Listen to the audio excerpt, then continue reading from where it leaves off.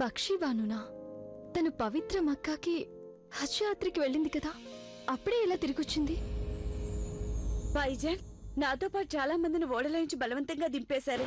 Iran రాజుగారి ఆదేశం ప్రకారం అసలు ఇక్కడ వాళ్ళెవరూ హజ్ కి వెళ్ళకూడదనే అన్నారు. హుజూర్, మతధర్మం ప్రకారం చివరి కర్తవ్యం నిర్వర్తించడానికి బయలుదేరాం. ఎంతో శ్రమించి హజ్కు వెళ్లే ఖర్చులకు ధనం కూడబెట్టుకున్నాం, కానీ మమ్మల్ని వెళ్ళనివ్వలేదు.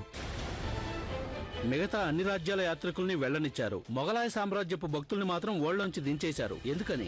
మేమతన్ని అడిగితే వెళ్లి మలికాయ హింద్ తన మతాన్ని మార్చుకునే వరకు ఇక్కడి భక్తుల్ని ఒక్కరిని కూడా హజ్కి ఈ సామ్రాజ్యం నుంచి వెళ్లనివ్వబోమని తమ వర్తమానంగా తెలియజేయమన్నారు. మాకు దారి చూపించండి హుజూర్. మీరంతా నిర్భయంగా ఇళ్లకు వెళ్ళండి, మిమ్మల్ని హజ్కు పంపిస్తాము అని మేం మీకు మాటిస్తున్నాం.